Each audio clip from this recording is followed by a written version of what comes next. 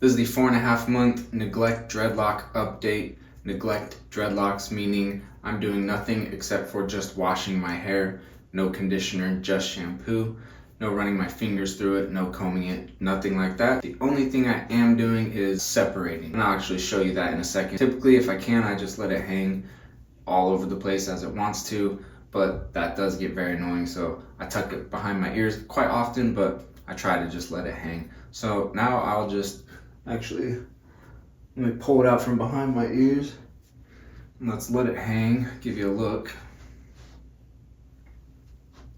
So as you can see, like right here, for example, it's just like a bunch of different strands spinning and tangling around each other. And if I just let that go nonstop, it'll not all this, but most of this would probably just turn into one lock. And that's what we're trying to avoid. So that's what I mean by separating, is taking these little strands and just making sure they're their own little strands. So I'll show you how I separate all this right now. And then after that, I'll tell you about the big mistake I made, which set me back a lot. Like, it wasn't right back to the very beginning, but pretty close. And it was right when I was making good progress. So a little bit of bummer. Definitely feel like I lost at least a month, maybe 2 months there. I just kind of grab it like this, bring it to the outside.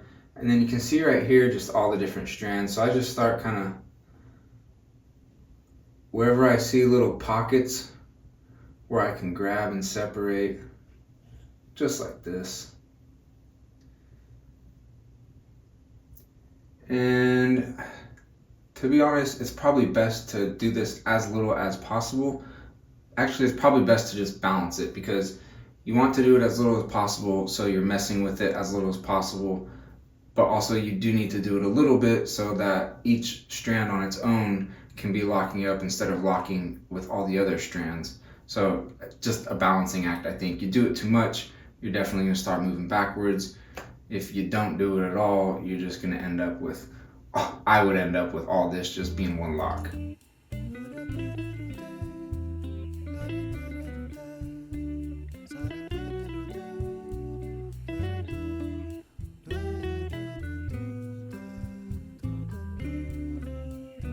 The back here gets more difficult because it's harder to see, obviously.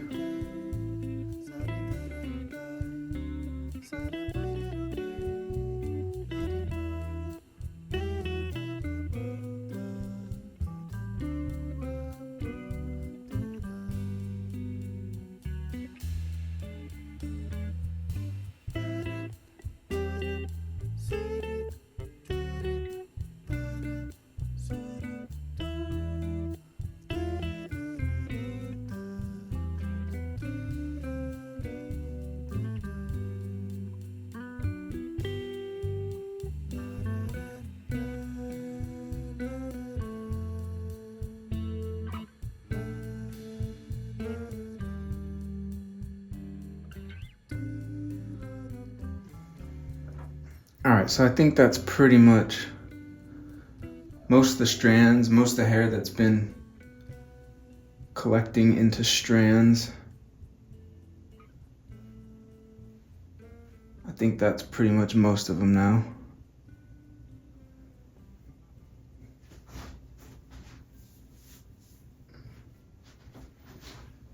So you can see all the different strands that are forming here. The big mistake that I made that set me back probably a couple months is I switched to a different shampoo. Now this shampoo is definitely a non-residue shampoo. I didn't mention that before, but the shampoo you want to be using is a non-residue shampoo. There's several of them out there. Do some research, you'll find them. I'll leave a list in the description of this video as well. I had a specific shampoo recommended from a loctician and I hadn't used it for the first couple months.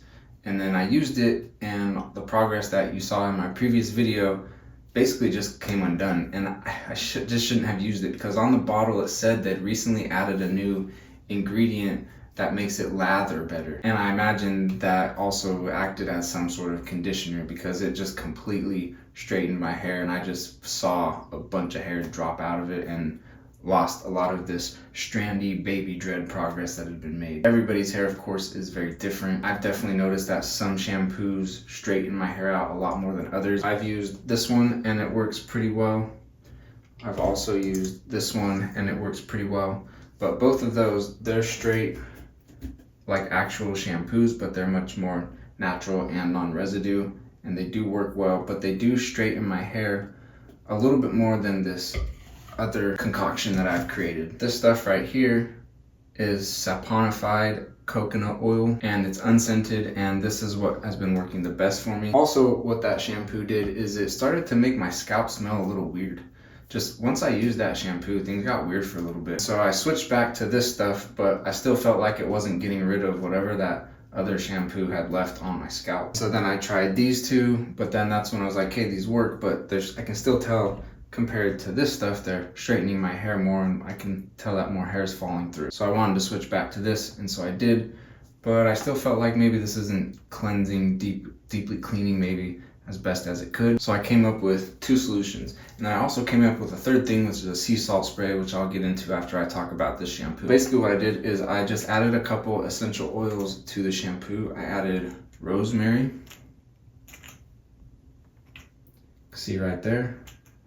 And then I also added peppermint. And those two helped a lot. They feel really good. They smell really nice. I feel like they did a better job of cleaning than if I used just this soap all on its own. And then also what I did is I made that same thing, but I also added a little bit of baking soda to it just to give it an even little bit extra of a grit on my scalp to hopefully clean things off, remove whatever that other shampoo kind of left on there. And then experimenting a little bit more, another thing I've added is just a little tiny bit of lemon, because lemon also has antibacterial cleansing properties, and so I thought that would be good to have a little bit of that in there, but not too much. For me, what has worked well is for about an ounce of this organic coconut shampoo, I add about 4 drops of rosemary, maybe 3 drops of peppermint, and then a drop of lemon. Another thing that I've noticed that has helped progress a little bit is just sweat. The more I sweat, the more I run. Sweating in combination with a little bit of wind seems to really help things, and I think a big part of that is just the salt that's in your sweat. There's the oil that can kind of run down your hair and lubricate, but then also I think the salt helps a lot. And so that, as I was seeing that more and more, I thought, well, maybe I'll try a sea salt spray. I've heard some people talk about it. That kind of seemed maybe a little bit excessive to me. So I started looking into it a little bit. And by the way, since this type of oil, if you guys have tried to use this, it doesn't lather very well in your hands. I've learned a great solution. You just grab one of these little bottles off of Amazon. I'll leave it linked in the description. And when you pump it, I'll show you. It foams really nicely. I don't know what they're doing with the nozzle in this bottle, but it converts the hard to lather liquids into a nice foam that's very easy to lather. Here's the sea salt spray. It's just water, sea salt, and argan oil. Oh, and it does include a little bit of rosemary. So I like to separate all the strands before I do this, so each strand can be kind of working on its own, and then I just start hitting it with the spray bottle. Nothing too complicated about it. I don't soak it, but I get it damp. Just make sure and shake it good because the oil and the water separate. Here's a look at it about, I don't know, 30-40 minutes later. Pretty much completely dry now. It might look a little bit wet still, but it's not. It's completely dry. And to the touch, in some spots, it's a little bit crunchy from the salt, but once you wash it out, all back to normal. Except you should have helped each strand, lock up a little bit more.